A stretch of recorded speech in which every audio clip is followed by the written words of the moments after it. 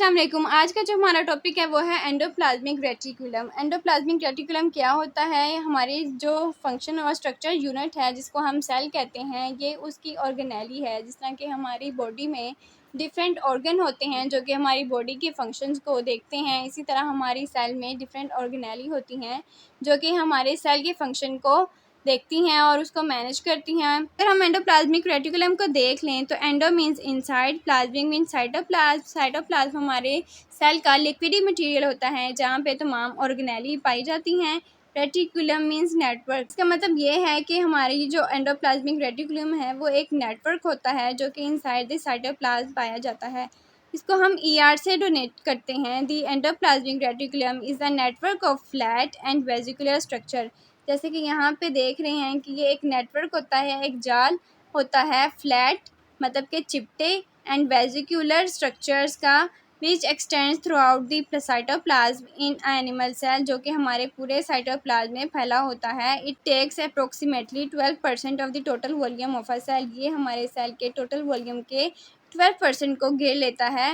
It is connected with double layered nuclear envelope and extended toward plasma membrane. हमारा endoplasmic reticulum होता है वो हमारी न्यूक्लियस के डबल लेयर न्यूक्लियर इन्वेलप से लेकर हमारी प्लाज्मा मेम्ब्रेन, जो कि हमारे सेल की आउटर कवरिंग होती है। फॉर एग्जांपल अगर ये प्लाज्मा मेम्ब्रेन है, हमारे सेल की जो आउटर कवरिंग है, ये उस तक फैला होता है। नेक्स्ट हम देख लेते हैं एंडोप्लाज्मिक रेटिकुलम की टाइप्स या मॉर्फोलॉजिकल फॉर्म्स। जो हमारी फर्स्ट फॉर्म है वो है rough endoplasmic reticulum arises from nuclear membrane.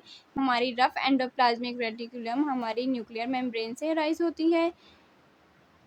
Rough endoplasmic reticulum consist of the tubules और सैक्स स्टरीड विद राइबोसोम्स। ये ऐसी सैक से बनी होती है और ऐसी ट्यूब्यूल से बनी होती हैं जिनके सरफेस पे राइबोसोम्स प्रेजेंट होते हैं।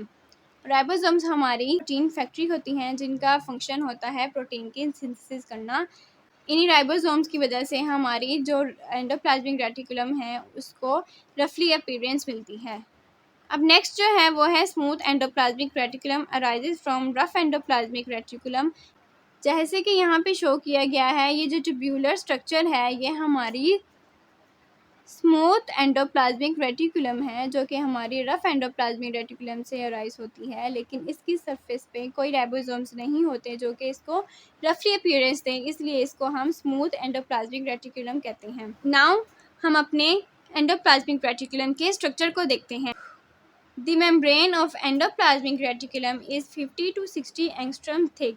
जो हमारी एंडोप्लाज्मिक रेटिकुलम की मेम्ब्रेन होती है वो 50 to 60 एंगस्ट्रम थिक होती है। Endoplasmic reticulum is connected to nuclear pore through outer membrane of nucleus. जो हमारा एंडोप्लाज्मिक रेटिकुलम है वो हमारे न्यूक्लियर इन्वेलप से उसके पोर से ड्राइव होता है, उसके पोर से अराइज होता है और उससे कनेक्ट होता है।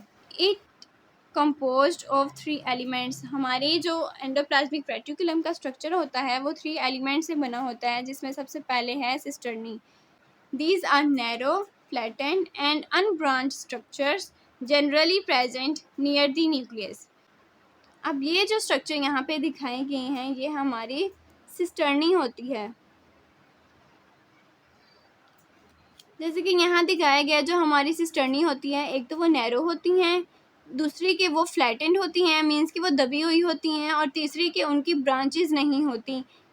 एक सिस्टर्नी ये होगी, एक सिस्टर्नी ये होगी, एक सिस्टर्नी ये होगी, एक सिस्टर्नी ये होगी, मतलब कि इनकी कोई ब्रांचेस नहीं होती।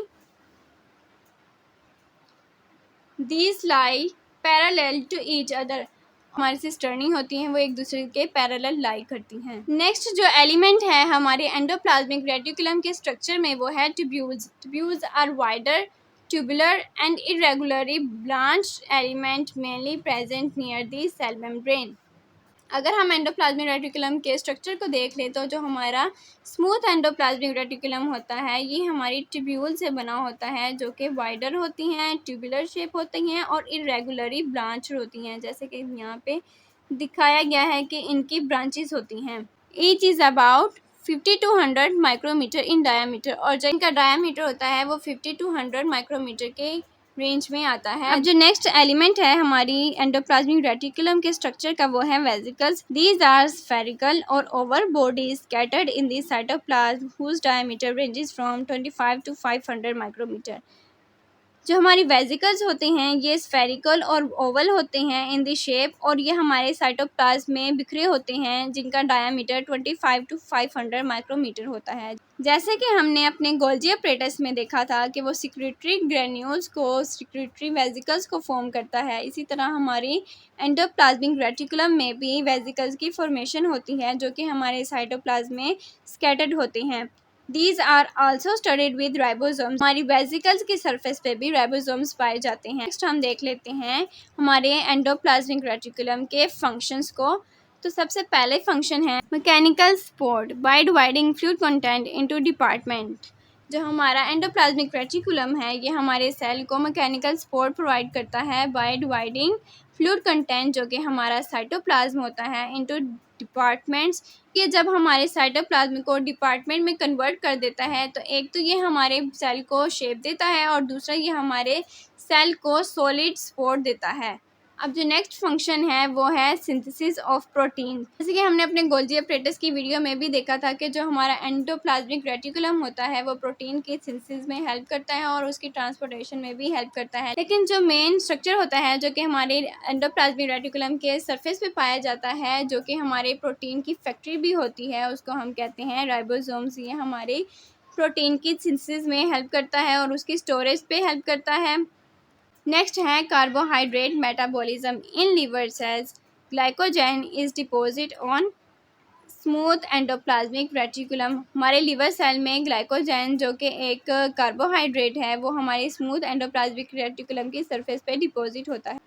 Conversion of glycogen to glucose in starved body is stimulated by hormone glucagon. हमारी स्टार्व्ड बॉडी जो कि न्यूट्रिशन डिप्राइव्ड होती है उसको न्यूट्रिशन के लिए ग्लूकोज की ज़रूरत होती है, तो हमारे बॉडी में एक ऐसा हार्मोन है जिसको हम ग्लूकागोन कहते हैं। इसका फंक्शन ये होता है कि ये हमारे ग्लाइकोजन को जो कि कार्बोहाइड्रेट है उसको ग्लूकोज में कन्वर्ट करता है। Enzyme glucose 6-phosphate has been reported in the endoplasmic reticulum. It is responsible for breakdown of glycogen। तो जो हमारा ग्लूकोज 6-phosphate है ये एक ऐसा एंजाइम है जो कि हमारे ग्लाइकोजन को ग्लूकोज में कन्वर्ट करता है। ये हमारे एंडोप्लाज्मिक रेटिकुलम में पाया जाता है।